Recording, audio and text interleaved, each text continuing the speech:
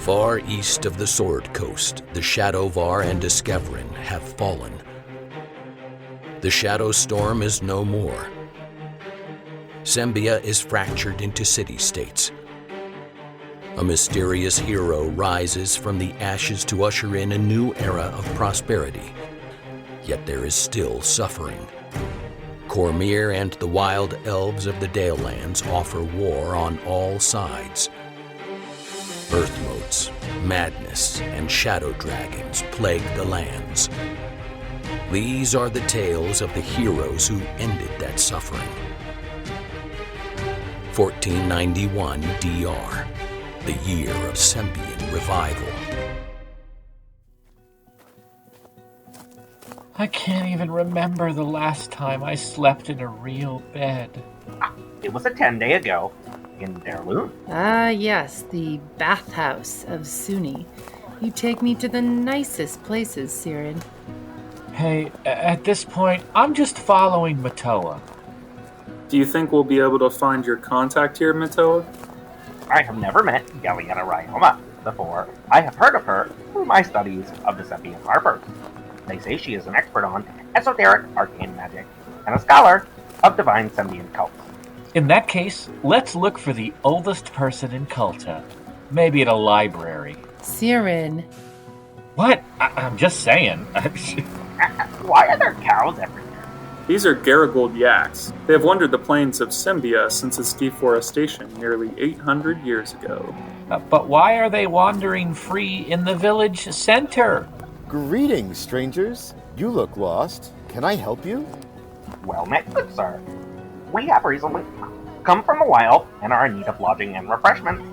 Of course. May I be the first to welcome you to Kulta? My name is Godfrey Connors. I am the local magistrate here. Thank you for the warm welcome, Master Godfrey. You have an impressive market here. Please, just Godfrey. This is commonly called the Crossroads. Folks coming and going from all over the realm cross through this market. What's with all the yaks? They are part of the local herd that pastures in and around town. They, and most of the land here, are owned by the Hokkera family. Oh, I've heard of that family. They are prominent in the Weavers Guild community. You are in the Weavers Guild? Siren is in the Weavers Guild, the Jewelers Guild, and the Farmers Guild. And the Spice Trade Commission. I learn something new about you every day, Siren. Master Connors, we are seeking someone here in town named Galiena Riyoma. Do you know her? Of course, of course. Everyone knows everyone here in Kulta. I just passed Galiena. She was out for her morning walk. We would be very grateful if you could point us in the right direction. Every morning, she walks out east towards the cemetery and has her cup of keth. She starts her day in the cemetery. Does that seem strange to anyone else? Nonsense. It's quite beautiful out there. There is a grand mound, and in the mornings, you can see the sunbeams cut through the mist in the surrounding meadows. It sounds beautiful. Thank you, Godfrey. We will go and find Galiena in the cemetery.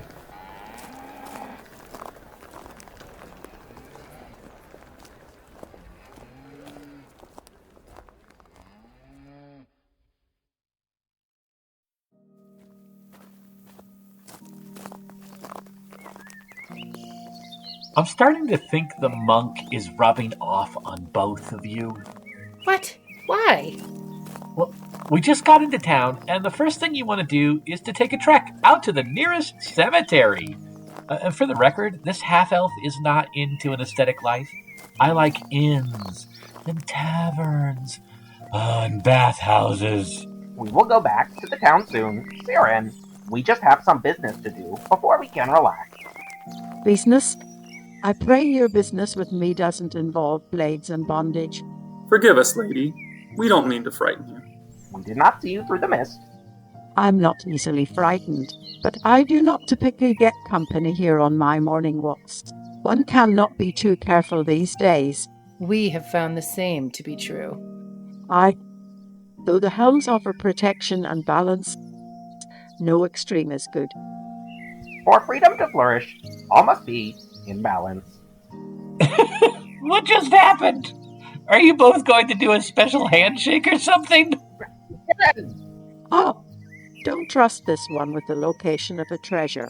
Yes, but lady, we have come from Battlerise.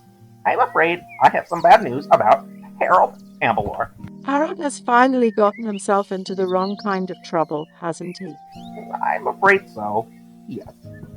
Harold was turned into a wraith by the Shatterkai serving Aldond. Shatterkai serving Aldond. Are you sure of this? Yes. They trailed us through the vast swamp, but we lost them before coming into Drelt. Drelt. So you are the reason that group of helms went quickly north to the hunter's hamlet. Yes, I'm afraid so. Before he was killed, Harold said that you might be able to help us identify this. Before I broke it, this beacon was glowing. And emanating a huge amount of magical energy. Harold told us that at the moment this orb lost its power, the Earth mote of Jariel fell from the sky. So this orb, in some way, caused Jarliel to become an earth mote. And where did you hear it called a beacon?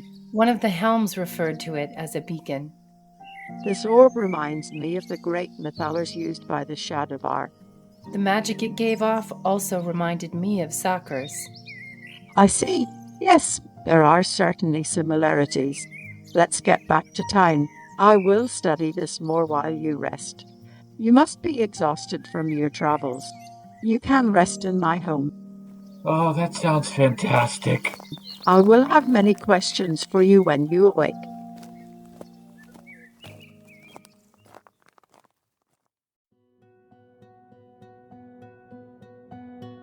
My guest stir. Did you rest well? Yes, thank you. Were you able to learn anything more about this orb? I believe so, yes. Do you see this rune here? It denotes that this orb belongs to a set. Do you mean that there are more of these things out there? I believe so, yes. Why did Aldon place this in Battlerise? I believe that this beacon was meant to mark a boundary of sorts. So, these other orbs, would they also mark a boundary? Yes, that makes sense to me. What boundary would Aldon be interested in marking?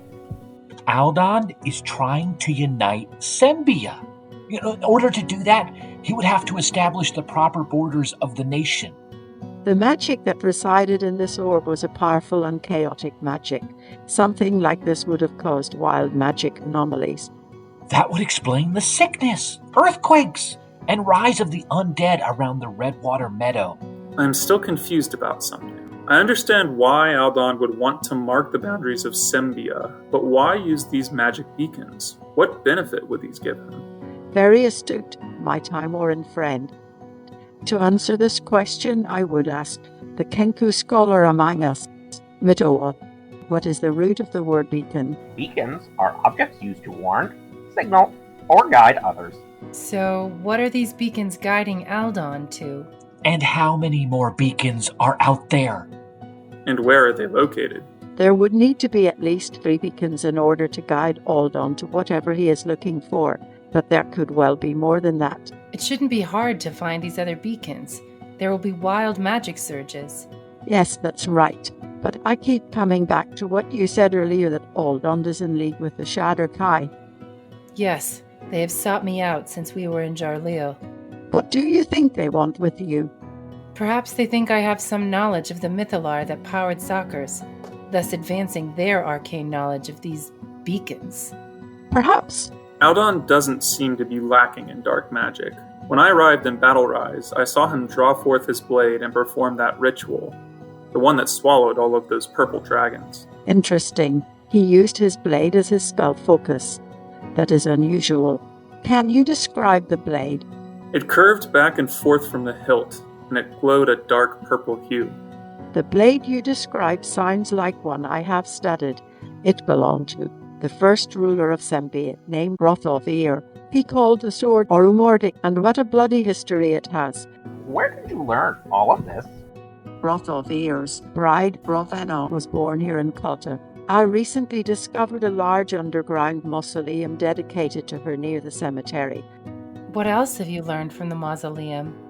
Inside the building, it looks to be more of a dedicated shrine, but the women that once maintained it have long since perished.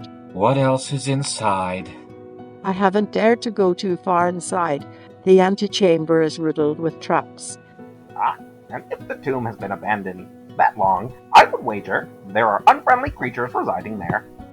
Yes, but if you wish to find out more about Aldon's blade, this would be a good place to start. Why do I get the feeling that we will be going into a creepy mausoleum tomorrow? Because we tread the faithful path of the lady. Thank you for your help, Galiena. We will ready ourselves. Tomorrow, we enter the crypt of Ravenna, bride of Rathavia. Though this marks the end of the episode, the tale continues within a tenday. Join us at longwinded.one and consider giving us a review on Apple Music, Spotify, or really whichever platform you choose.